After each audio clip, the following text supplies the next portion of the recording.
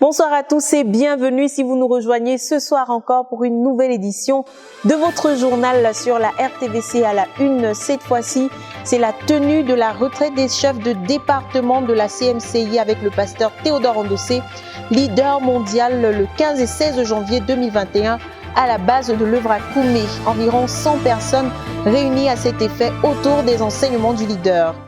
Et puis nuit de prière spéciale de la vision le 13 janvier 2021, toujours à la base à Koumé, un enseignement du pasteur Théodore Andossé à l'occasion du départ dans la gloire de notre bien-aimé frère Thomas Georges. Enfin, à l'international, vous trouverez dans cette édition du journal des nouvelles de notre œuvre en République tchèque, à Madagascar et en Côte d'Ivoire. Voilà, c'est tout pour le programme. Tout de suite, c'est le journal.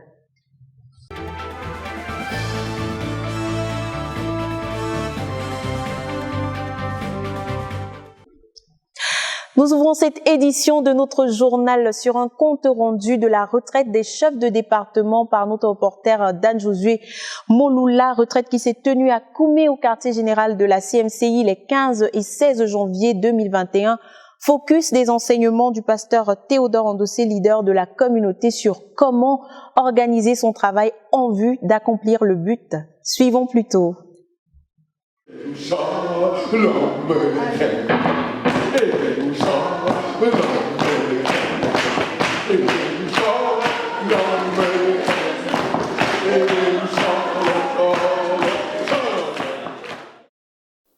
Les journées du vendredi 15 au samedi 16 janvier dernier, le frère Théodore a tenu une retraite avec les chefs de département et les dirigeants principaux des centres de l'église du quartier général ainsi que quelques assistants critiques. La rencontre qui s'est déroulée à Koumé a connu la participation d'environ 96 personnes. La coordination de la rencontre a été assurée par le pasteur Nicolas Akoua, qui, en bon ministre d'exhortation, a conduit les saints à préparer leur cœur pour la visitation divine au travers du ministère du frère Théodore. Il n'a pas manqué dans la suite du programme de faire une révision des enseignements du leader, invitant de temps à autre certains dirigeants à apporter davantage de lumière sur les aspects clés du message. Il faut noter que la prière, les actions de grâce et la louange abondante ont été les principales activités qui ont meublé cette partie de la rencontre. Le frère Théodore, quant à lui, a tout au long de la retraite communiqué aux saints rassemblés la pensée de Dieu pour notre œuvre en ce moment, notamment à la base après un décollage réussi de la phase 3 l'an dernier. Il faut relever que le leader a introduit son message à cette retraite par une présentation de l'objectif, la raison d'être des réunions de chefs de département qui ont lieu jusque-là, mais aussi l'objectif direct de la rencontre, car après un certain temps, a-t-il ajouté, plusieurs finissent par oublier les objectifs initiaux, car ayant été absorbés et distraits par les détails, perdant ainsi de vue le but global. Pour rendre les choses plus claires, le leader a rappelé la mission de l'Église et celle du ministère, deux entités qui sont appelées à cheminer ensemble pour l'accomplissement du but global. Ainsi, la mission du ministère est de servir l'Église, car le ministère existe pour produire le corps de Christ, a précisé le frère Théodore. D'un autre côté, a-t-il ajouté, la vocation de l'Église est celle d'épouse de Christ. Elle est une aide dans l'accomplissement de la mission de Christ qui est d'atteindre le monde afin de chercher et trouver ce qui était perdu. L'Église locale est donc appelée à embrasser le ministère et s'y impliquer pleinement. Abordant par la suite son fardeau pour cette retraite, c'est dans le livre de Luc chapitre 9, les versets 12 à 17 et Jean chapitre 6, les versets 10 à 13, que le frère Théodore a conduit les saints dans la suite de la rencontre. De ce passage, le frère Théodore a ressorti une leçon, celle de savoir comment organiser son travail. Il a relevé la vérité selon laquelle le Seigneur Jésus-Christ avait organisé son travail afin d'être efficace. Lorsqu'il voulait nourrir la foule, tel que relaté dans ces passages, il a dit à ses disciples de faire asseoir la foule en groupe de 5. Ainsi, l'organisation ne peut pas produire la vie, a ajouté le leader, mais le désordre peut détruire ce qui vient de Dieu. Le manque d'organisation détruit la vie. Le maître avait donc organisé son œuvre afin que son travail soit plus efficace. Plus important encore, il faut le dire, après le travail qui a consisté à nourrir les foules, le Seigneur Jésus-Christ a donné un autre commandement. Il a demandé à ses disciples de ramasser les restes et les 12 paniers de nourriture ont été amassés. De nouveau, Jésus s'est servi de l'organisation afin d'optimiser les résultats de son travail, a ajouté le leader. Ainsi, l'organisation peut optimiser le rendement, rendant par là même le succès maximal. mais le désordre et la négligence peuvent ruiner l'œuvre de Dieu. Une fois de plus, Jésus s'était servi de l'organisation pour son œuvre, bien que n'étant pas esclave de l'organisation qui ne peut pas apporter la vie ni donner le succès, mais qui cependant peut permettre d'optimiser le rendement de son travail. 2 pastors can have 10,000 people. 2 pasteurs peuvent avoir 10 000 personnes. One is terribly poor. L'un est terriblement pauvre And virtually useless in his contribution to world conquest. et pratiquement inutile par rapport à sa contribution à la conquête du monde. And the other person Et l'autre personne becomes a heavyweight devient un poids lourd for world conquest. dans la conquête du monde. Why? Pourquoi? One organized his results. L'un a organisé ses résultats And the other did not organize it. et l'autre ne l'a pas organisé. He has souls Il a des âmes that he neglects. qu'il néglige. He doesn't value them. Et il ne les chérit pas. Il ne leur accorde pas de la valeur. He doesn't direct them. Il ne les dirige pas. He doesn't gather them. Il ne les rassemble pas. He doesn't put them into baskets Il ne les range pas en panier. so that the miracle that has been produced can be visible. De sorte que le miracle qui a été produit peut être visible. Nobody can eat the scatter pieces. Personne ne peut manger les morceaux éparpillés. Ainsi, on peut avoir des gens, mais qui sont sans direction et dispersés, Dieu nous ayant donné le miracle d'avoir des hommes.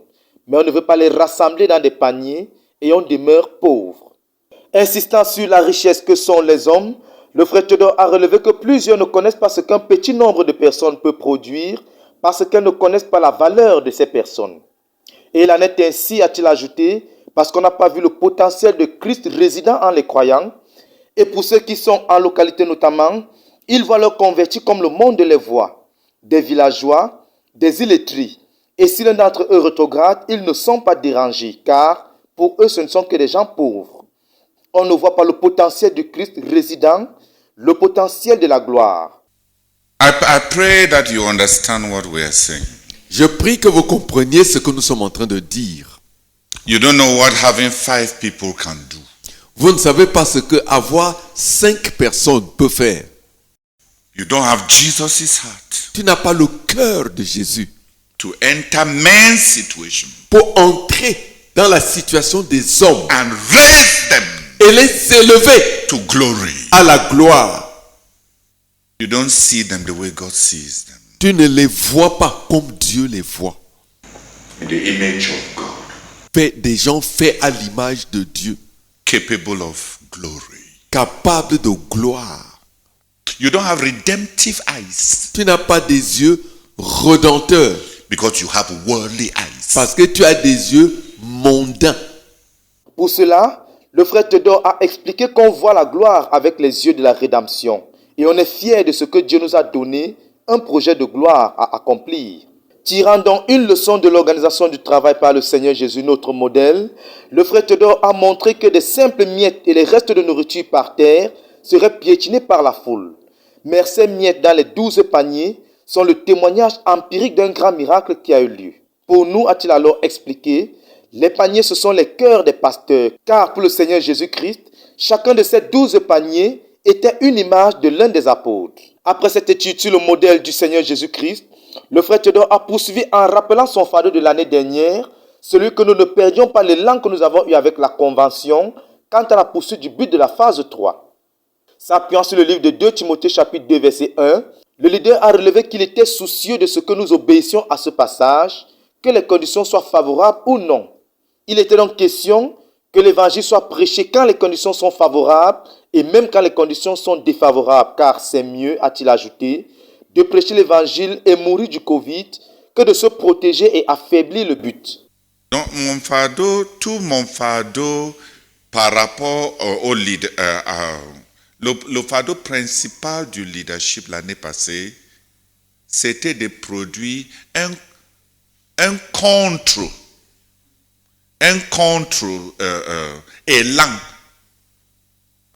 par rapport à l'inertie qui paralysait toutes les nations et la psychologie de la plupart des hommes. The burden that I'm carrying this year Le fardeau que je suis en train de porter cette année, is organizing the work to be effective and to pursue the goal. c'est organiser l'œuvre en vue de l'efficacité et de l'accomplissement du but.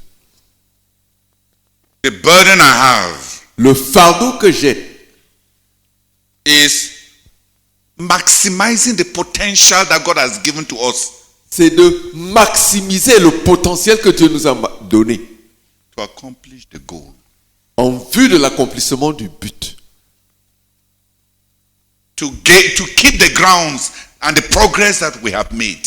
De pouvoir garder le terrain que nous avons gagné et le progrès que nous avons fait. We must do everything not to waste what God has done. Il nous faut tout faire pour ne pas perdre ce que Dieu a fait. God has walked in our midst Dieu a agi au milieu de nous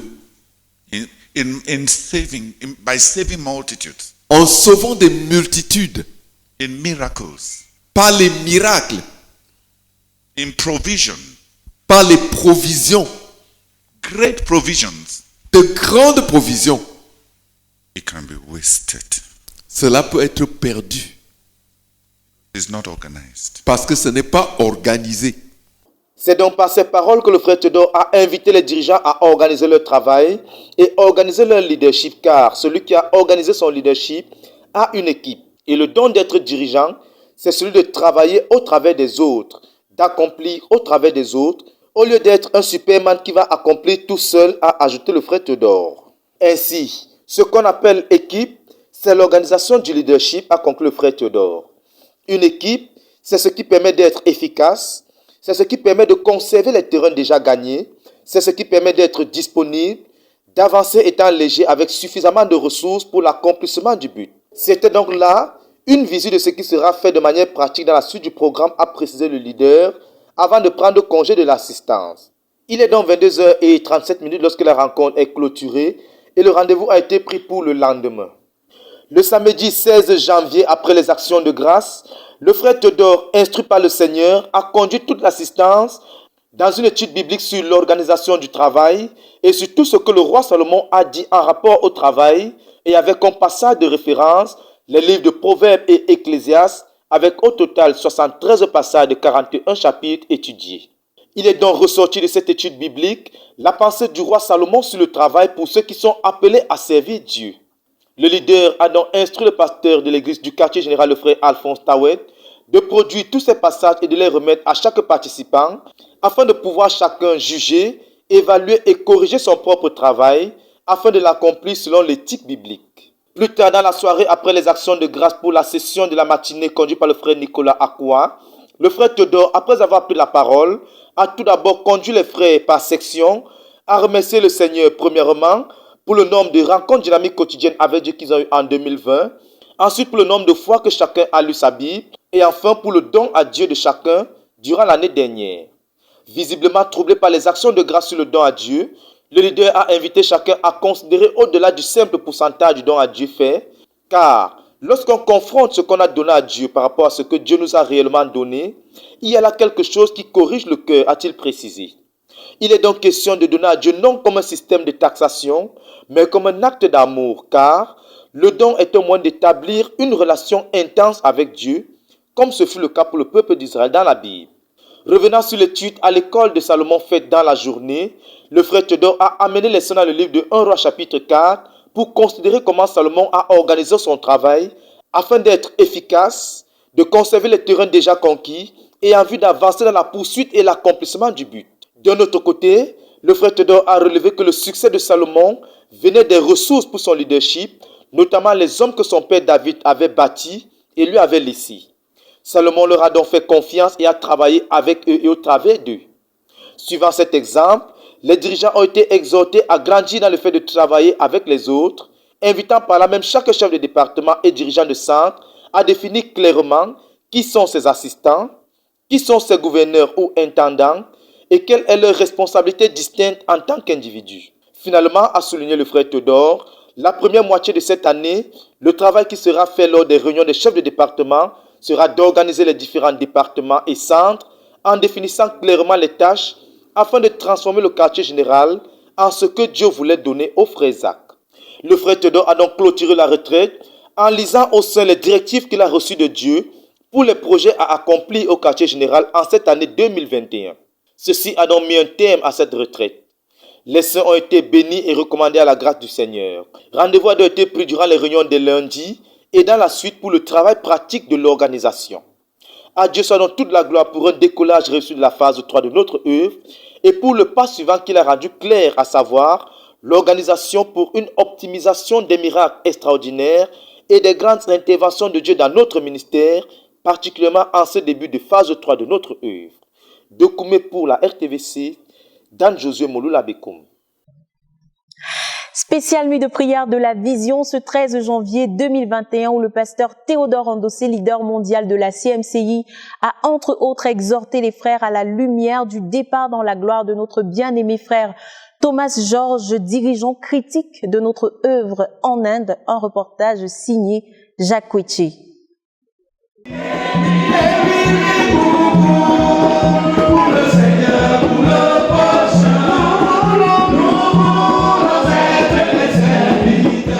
La deuxième nuit de prière de la vision de l'année au quartier général a effectivement eu lieu dans la nuit du 13 janvier 2021. Environ 300 personnes ont pris part à cette rencontre, qui a été subdivisée en 3 phases. Les préliminaires d'abord, assurés par la sœur Esther Kouana, la projection du journal de la semaine et le message de Dieu délivré par le pasteur Théodore Andossé. La rencontre a commencé comme d'ordinaire, mais à l'heure du journal, le pasteur Théodore Andossé a pris la parole. Il avait un message du Seigneur à la communauté suite au départ dans la gloire du frère Thomas George, l'un des dirigeants clés de notre œuvre en Inde.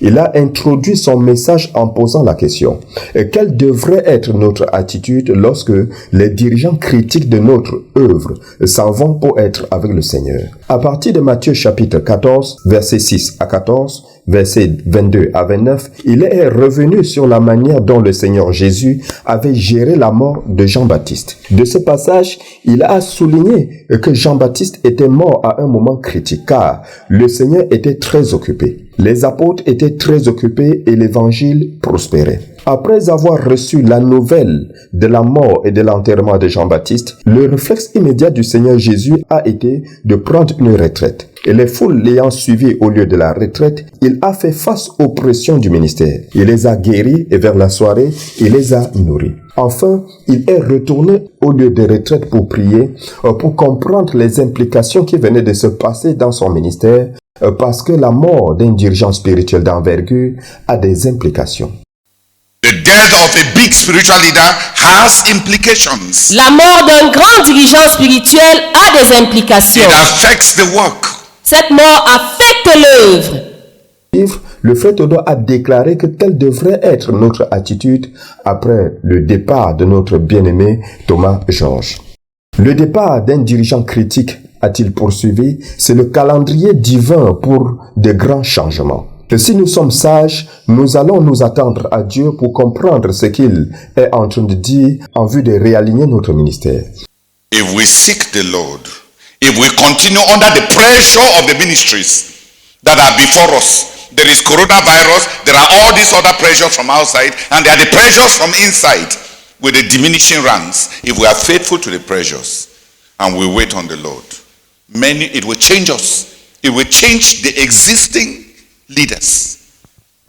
The death of a big spiritual leader changes the existing living leaders. Après sa retraite, Dieu avait accordé au Seigneur Jésus une promotion dans l'autorité spirituelle et une promotion dans le ministère.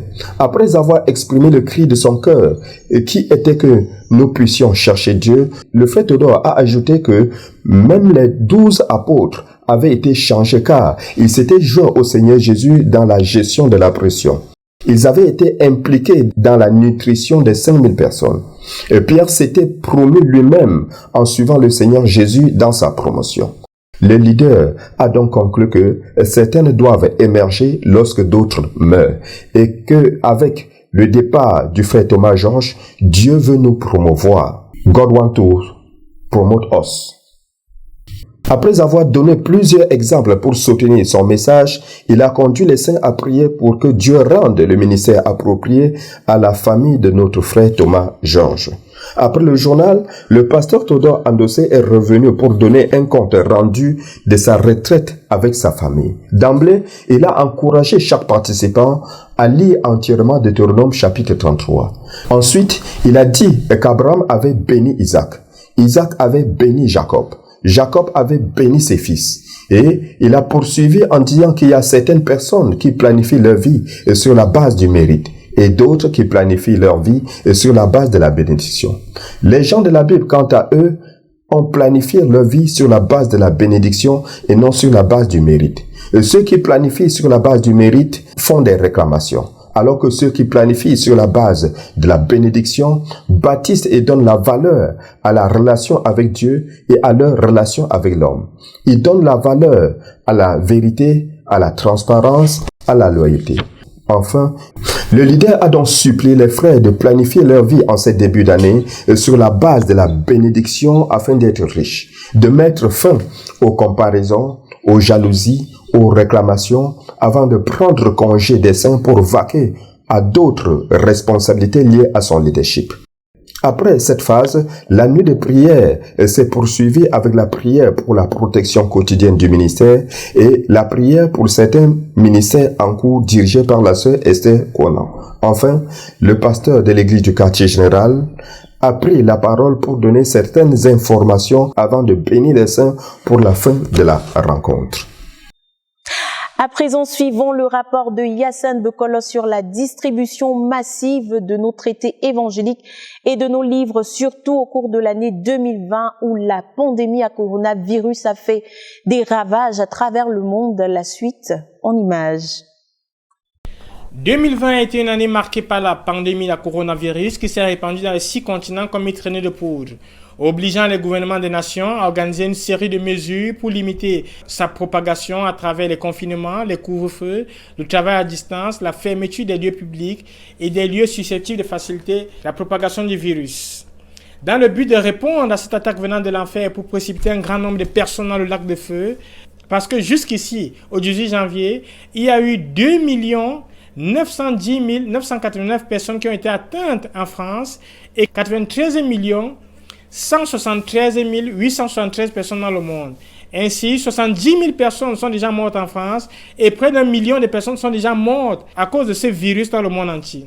Nous, dans la CMCI, étant la Croix-Rouge de Dieu pour sauver le maximum de personnes en le plus court de temps possible avant que cette maladie n'arrive, le pasteur Théodore Andossé a initié une levée de fonds pour sauver les âmes à travers la production et la distribution des traités. Ainsi, au cours de l'année 2020, 1 702 000 traités ont été produits et distribués gratuitement avec 74 000 copies de l'amour et le pardon de Dieu. Ainsi, plusieurs personnes ont suivi l'élan du leader et au final, durant l'année 2020, 3 millions de traités ont été produits et distribués au Cameroun pour faciliter l'évangélisation, le gagnement des âmes et l'implantation des églises.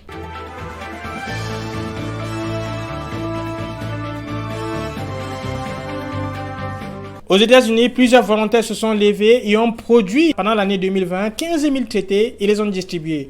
Au Ghana, par contre, 24 000 traités évangéliques ont été produits et distribués. En Ouganda, 136 000 traités ont été produits et distribués. Toujours au CPH, 26 000 livres ont été produits et distribués pendant l'année 2020. Sur le CPH Yaoundé, le frère Vincent Nono n'a pas manqué de nous donner son point de vue. Je suis le frère Nono Jean Vincent, responsable de la production de littérature à CPH Yaoundé. L'année dernière, le frère Théodore a entrepris une série de commandes de la production des traités et des amours et le pardon de Dieu pour encourager les frères à prêcher l'évangile en pleine crise du coronavirus. Il a accompagné ces commandes par des moyens pour réfectionner les machines, pour les réparer et pour les mettre à niveau. Il a également accompagné ces commandes par des moyens pour améliorer le cadre de travail. Et elle a ainsi fini l'année en produisant un total de 1 702 000 traités d'évangélisation et 74 280 amour et le pardon de Dieu. Plusieurs ont suivi le pas en passant également des commandes des traités et des amours et le pardon de Dieu.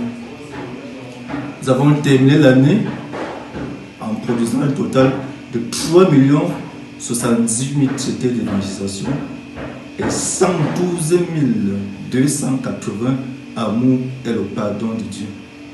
Il est à noter que les productions du frère Théodore étaient à distribution gratuite. Nous sommes reconnaissants au Seigneur pour toutes les contributions, pour fournir les armes aux soldats qui sont sur le champ de bataille, espérant que Dieu va susciter d'autres âmes sensibles pour faciliter la production des traités.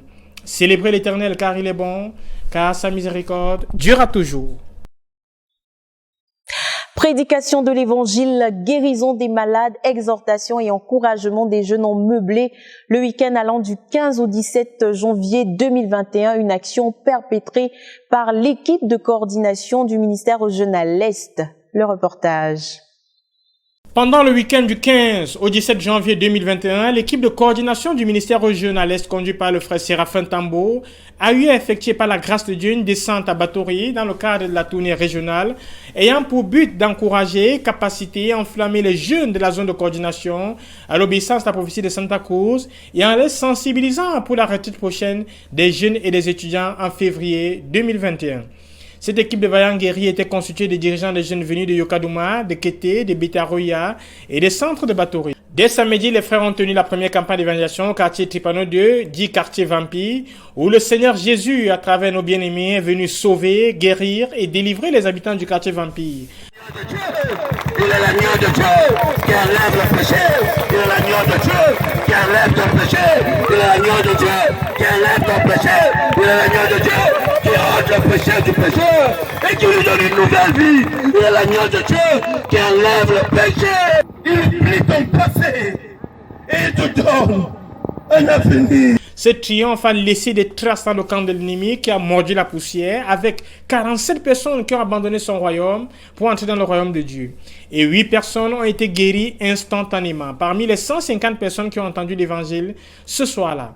Le jour suivant, il était question de rendre le ministère à la centaine de frères venus de tous les centres de Batory pour le service d'ensemble programmé au rôle du centre d'évaluation de Sambo. Cette fois-ci encore, l'Éternel a été exalté. Il y avait environ 260 personnes qui ont écouté l'évangile ce jour-là.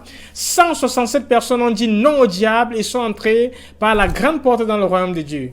Le ministère de guérison a permis au Seigneur Jésus de manifester sa puissance et libérer une trentaine de malades qui ont été guéris instantanément, notamment des douleurs de genoux, des mal de dos, des problèmes de vue, des mal d'estomac, et quelques-uns ont bien voulu nous dire ce de quoi ils ont été guéris. Je remercie à Dieu parce que maintenant là, je ne me sens pas. J'avais eu aussi le problème sur le ventre. J'ai fait 3 mois, 3 semaines. Je ne chiais pas, ni uriner, ni donner les gaz. Finalement, je ne sens rien dans mon ventre. Même les crânes qui me faisaient mal sur le traitement, je ne sens rien. Amen. Je ne sens rien. Et il a laissé la béquille. Marche un peu. Marche. Alléluia. Acclamez très fort. Acclamez très fort. Il est venu avec la béquille ce matin et il retourne sans elle. Notre Dieu est puissant. Amen. Nous retenons particulièrement 2 cas de personnes qui sont venues avec des cannes et qui ont abandonné les béquilles et ont marché sur le champ. La joie était grande ce dimanche, tant pour les croyants, les témoins oculaires et ceux qui ont expérimenté la puissance divine. Louez l'Éternel car il est bon, car sa miséricorde durera toujours.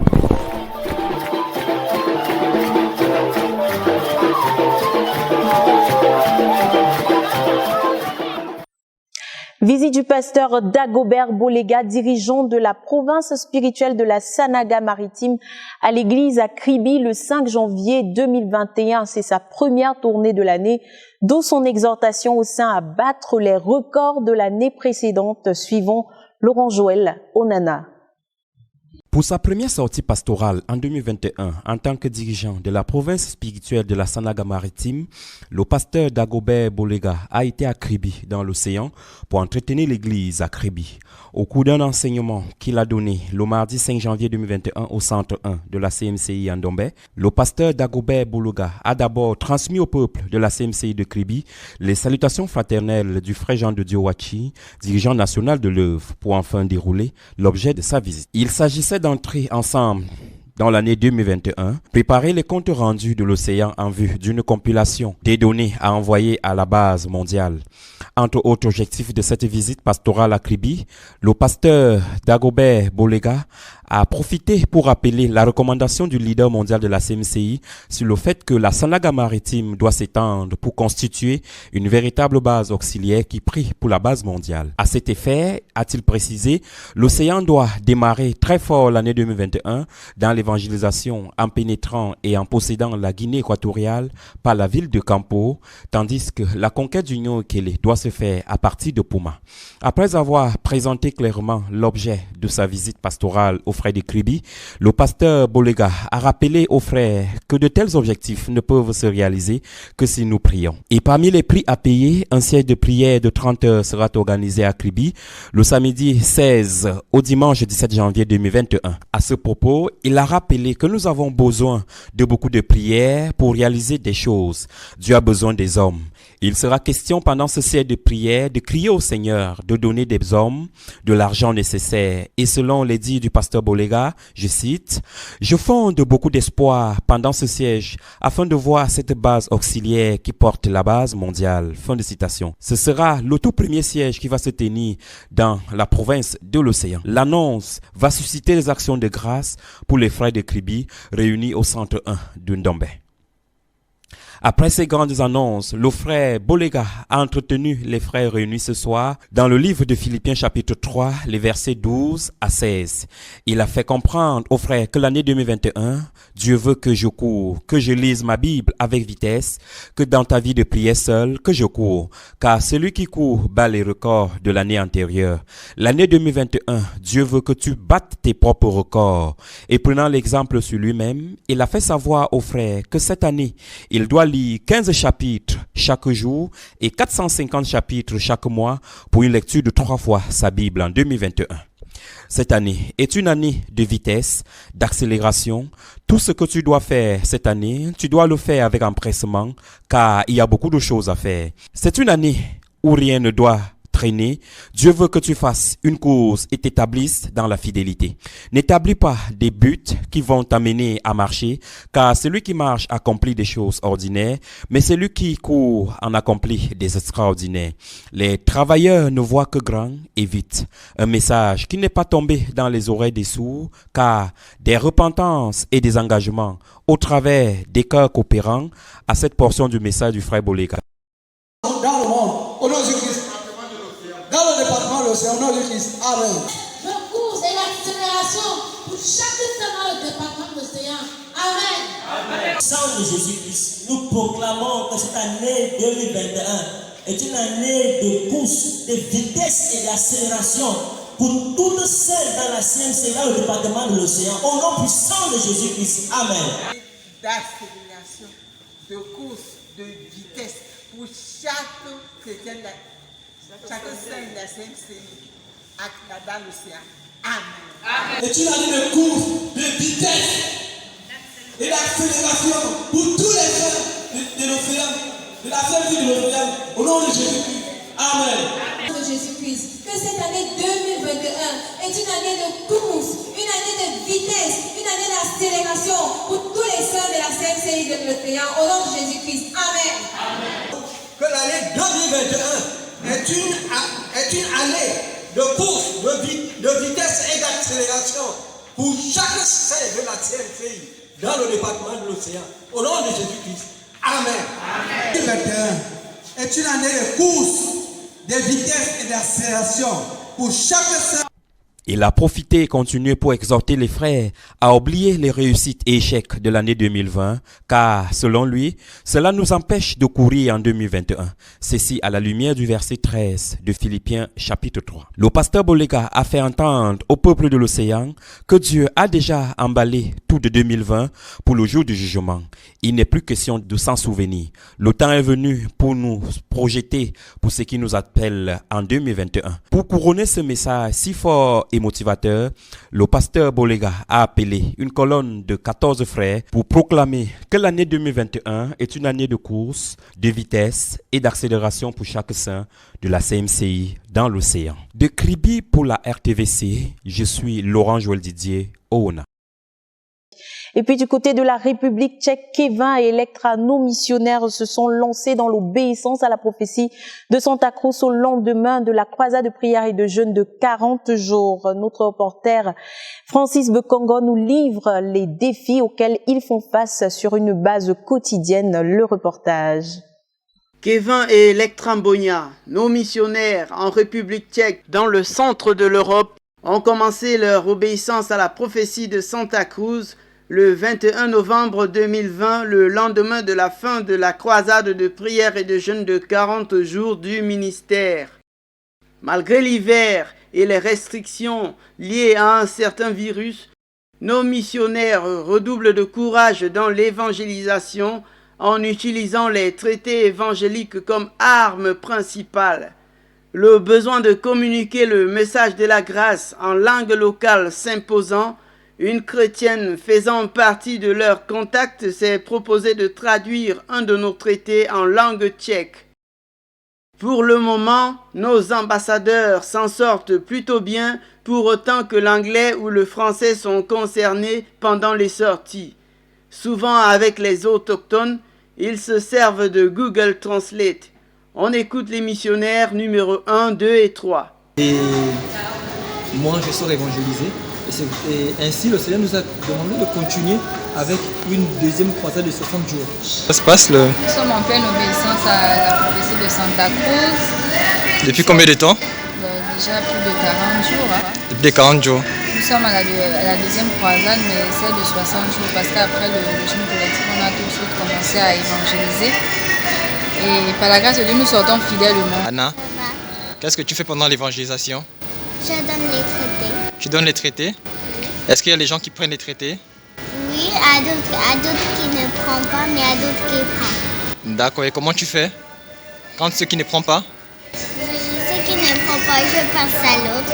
En plein dans une croisade d'évangélisation intense de 60 jours, tous nos vœux les meilleurs. Bekongo Germain Francis, Koumé, RTVC. CMCI Madagascar, l'heure est à l'évangélisation et au gagnement des âmes par tous les moyens possibles. Rien ne les arrête, pas même la pandémie. Et bien sûr, les résultats sont là. Un reportage de Hyacinthe Bekolo. Madagascar est un État insulaire situé dans l'océan Indien et géographiquement rattaché au continent africain, dont il est séparé par le canal du Mozambique. C'est la 5e plus grande île du monde après l'Australie, le Groenland, la Nouvelle-Guinée et Bornéo. Longue de 1580 km et large de 580 km, Madagascar couvre une superficie de 587 km avec 27 227 564 000 habitants. Sa capitale est Antananarivo et le pays a pour monnaie l'ariari. Ses habitants, les Malgaches, sont un peuple austronésien parlant une langue malayo-polynésienne. Le Malgache est un pays entouré par d'autres îles et archipels dont l'île Maurice, les Seychelles, Mayotte, les Comores et la Réunion Madagascar. Taomasina, qui signifie semble salé en malgache, ou Tamatave, non français, est une grande ville portuaire de l'est de Madagascar, chef-lieu éponyme de la province de Taomasina et de la région de l'Est, située à 353 km au nord-ouest de la capitale, Antananarivo. Son aire urbaine est estimée à 300 813 habitants depuis 2014.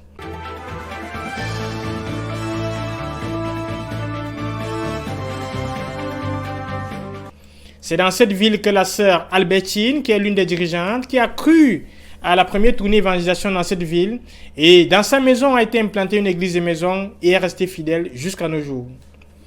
À l'un des services conjoints dans notre œuvre dans cette ville, le leader a fait la présentation de notre ministère parlant du fondateur, le frère Zach, sa mission et son œuvre.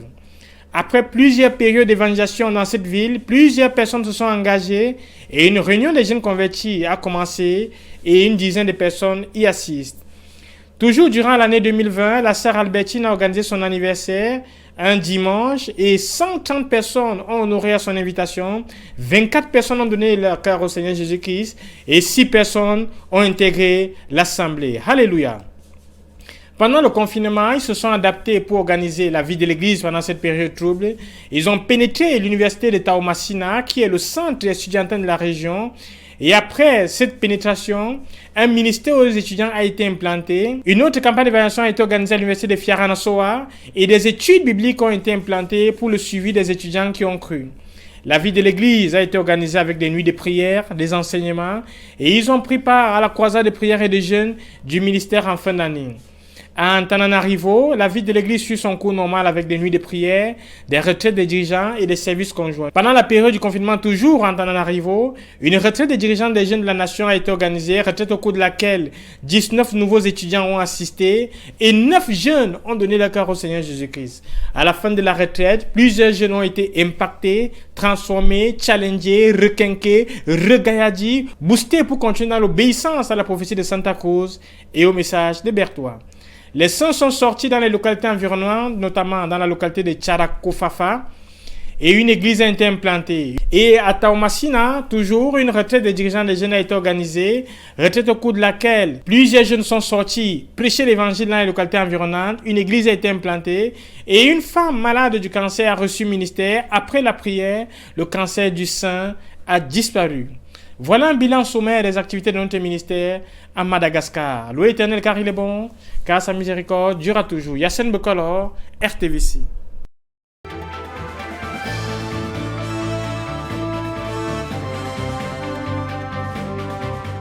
L'Eswatini, également appelé anciennement Swaziland ou Guané, est un pays d'Afrique australe enclavé entre le Mozambique à l'est et l'Afrique du Sud.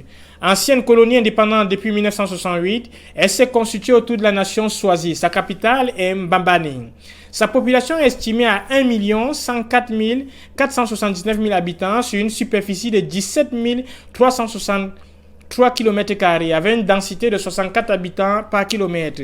Ils utilisent le lilangeni comme monnaie officielle. La religion majoritaire du pays est un christianisme mêlé des religions traditionnelles. La présence de l'islam dans le pays date vraisemblablement de la période de la colonisation britannique, lorsque de nombreux musulmans en provenance d'Afrique du Sud s'établissent en Eswatini.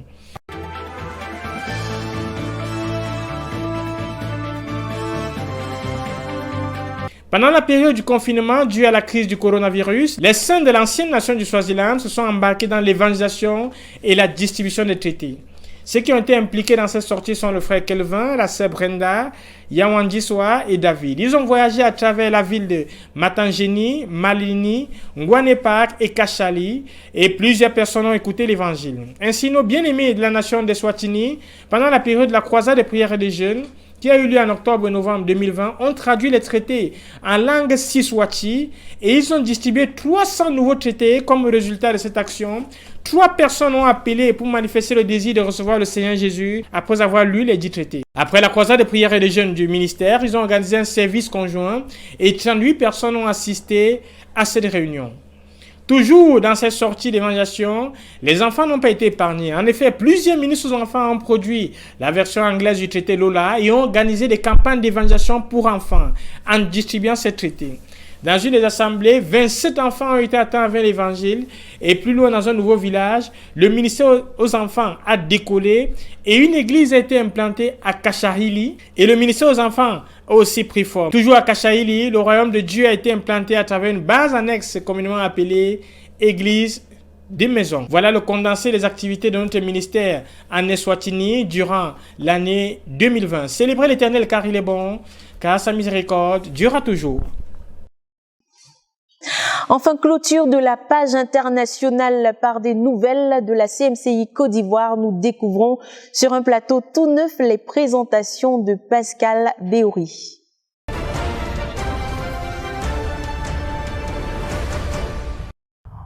On ouvre cette édition avec la retraite des missionnaires nationaux de la CMCI Côte d'Ivoire avec le pasteur Boniface Meignier, tenu du 4 au 10 janvier 2021 à Abidjan, précisément au siège de la dite communauté à Adjamé Liberté.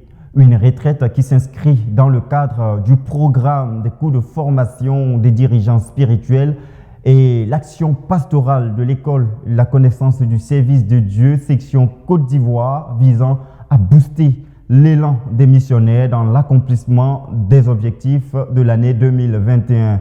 À cette occasion, les témoignages de l'action de la puissance de Dieu sur les champs de mission ont été rendus. L'évaluation du travail de l'année dernière a été faite et la planification de cette nouvelle année a également été objet de travail. Le pasteur Boniface Meignier, coordonnateur de cette retraite, a profité de l'occasion pour instruire chacun des frères et membres de l'équipe de conquête de la nation sur les éléments déterminants pour le succès de la conquête sur le champ de mission.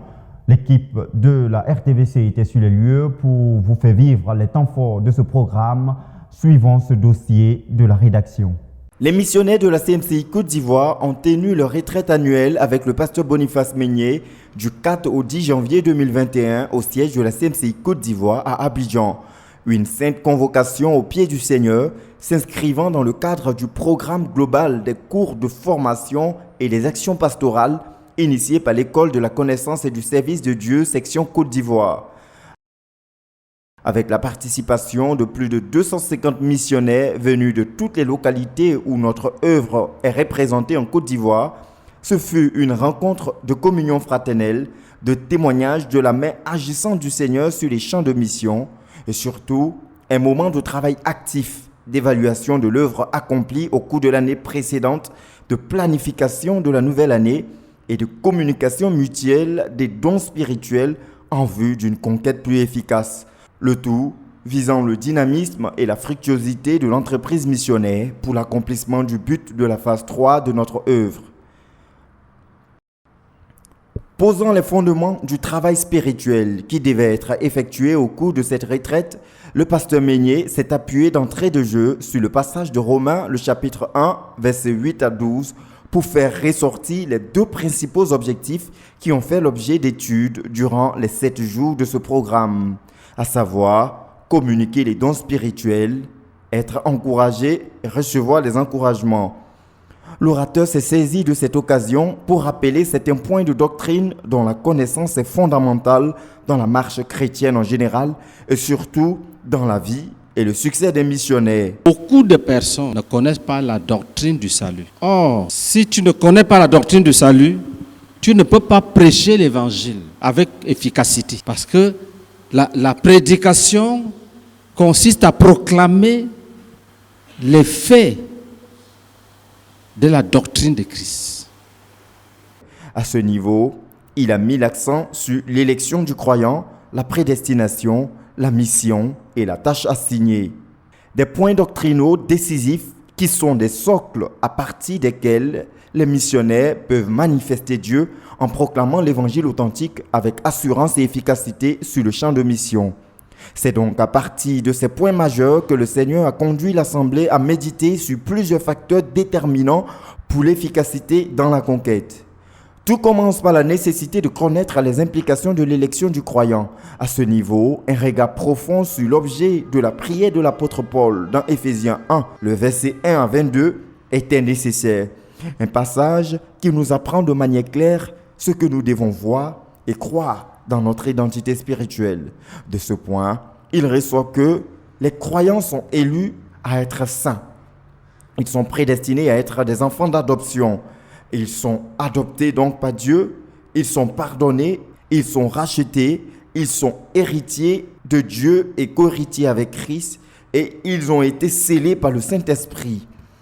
Des composants de l'identité spirituelle du croyant en Christ dont la claire appréhension nécessite que le croyant ait un esprit de sagesse, un esprit de révélation dans sa connaissance, que Dieu illumine les yeux de son cœur et qu'il ait la connaissance de l'espérance rattachée à l'appel de Dieu.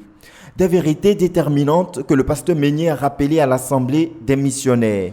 Après avoir rappelé à chaque missionnaire les implications de l'élection et de l'identité du croyant en Christ, le pasteur interpelle chacun des missionnaires sur la nécessité de porter du fruit. À cet effet, dans le passage de Philippiens, le chapitre 2, le verset 5 à 11, le modèle du Seigneur Jésus montre le travail que chacun doit faire sur lui-même s'il veut porter du fruit qui demeure. À savoir, le Seigneur Jésus s'est dépouillé lui-même, il a renoncé à la gloire divine. Il est devenu semblable aux hommes, il a pris une forme de serviteur, il a paru comme un simple et vrai homme, il s'est humilié lui-même, il s'est rendu obéissant jusqu'à la mort, il s'est rendu obéissant jusqu'à la mort de la croix.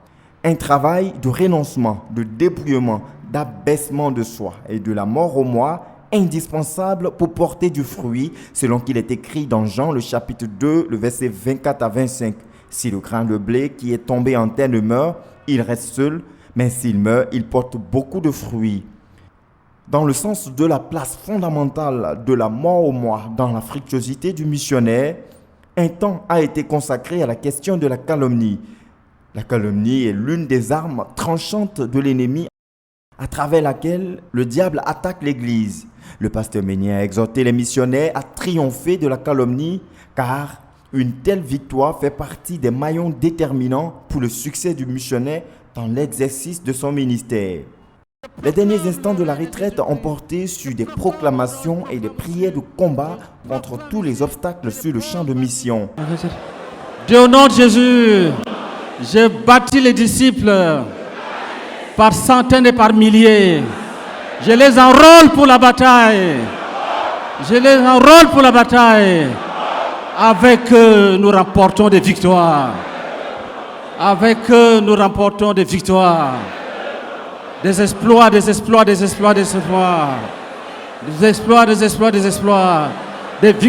victoires.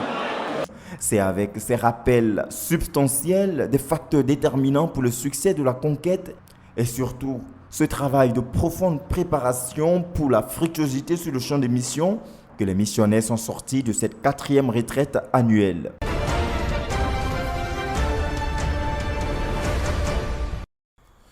Le combat spirituel est une réalité, une vérité brièvement et efficacement expliquée par le pasteur Boniface Meignier lors de la 4e édition de la retraite des missionnaires, précisément au 4e jour.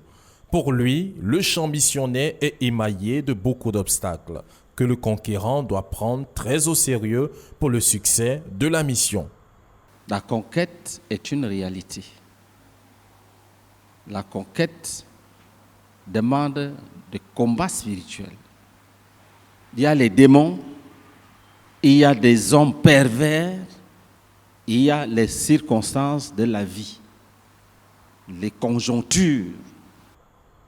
Devant ces obstacles, le conquérant doit être armé pour garantir le succès de la mission, car selon le leader de la CMCI en Côte d'Ivoire, si le missionnaire est battu devant les résistances, la conquête s'arrête. Alors, une vie de prière sérieuse s'impose. Les prières d'exercice de l'autorité, des prières de supplication et le fait d'être non seulement sérieux dans le service divin, mais surtout d'être constamment rempli du Saint-Esprit sont autant d'âmes pour le missionnaire face à tous ces obstacles. La rencontre s'est achevée avec des participants armés, rassurés et surtout édifiés. Quelques impressions recueillies en témoignent. Je suis très reconnaissant au Seigneur pour cette retraite des missionnaires nationaux avec le pasteur Meignier Boniface. Nous avons toujours aimé les rencontres avec lui parce que ça nous permet de nous ressourcer et d'aller conquérir.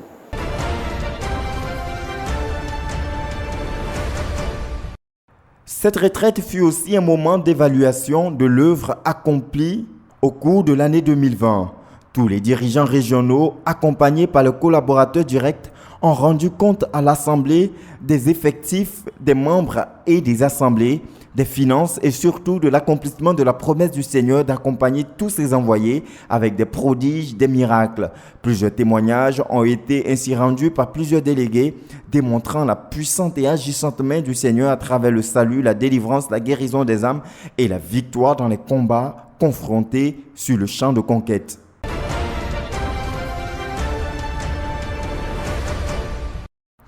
Quatorzième cas de résurrection des morts enregistré dans l'église de Côte d'Ivoire. Une nouvelle qui montre la puissance du Seigneur qui agit à travers les missionnaires sur les champs de mission, accomplissant sa promesse d'accompagner le témoignage de ses serviteurs par des miracles et des prodiges. Le missionnaire Luc de la localité de Bédiala, avec son aide Angéline, ont ainsi engagé un combat farouche pour arracher une fille de 2 ans des griffes de la mort. Une petite fille de 2 ans qui était malade. Nous sommes partis et elle souffrait terriblement. Sous nos yeux, elle a rendu l'âme. Et la mère nous a remis l'enfant. À mon tour, j'ai remis l'enfant à son père. Il a percé l'enfant à plusieurs reprises qui ne répondait pas. Et j'ai reçu la conviction profonde de refuser cette mort. Nous avons refusé la mort. Nous avons jugé la mort à plusieurs reprises. Nous avons appelé son âme de retrouver son corps. Et quelques instants après, l'enfant a bougé les yeux.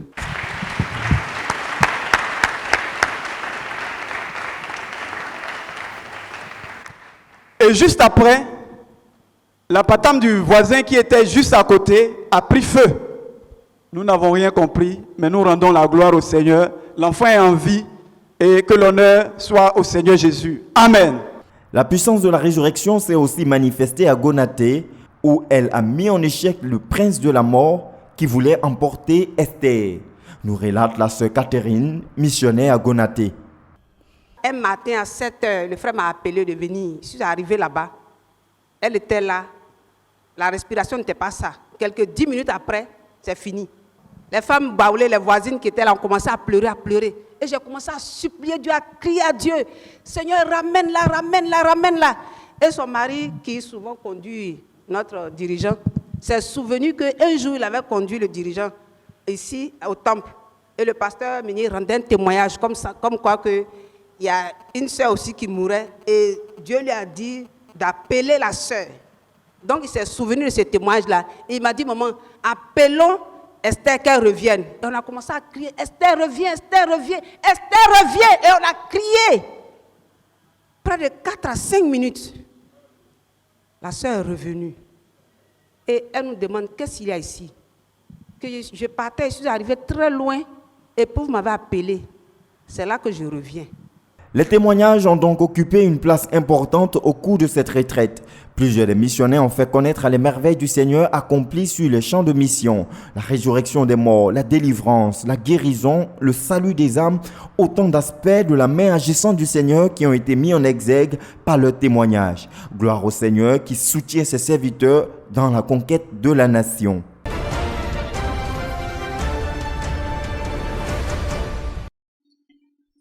Voilà, c'est la fin de ce journal. Merci de nous avoir suivis de bout en bout. Restez connectés à la Radio Television Voice of the Cross. C'est la chaîne de la Bible. Que Dieu vous bénisse.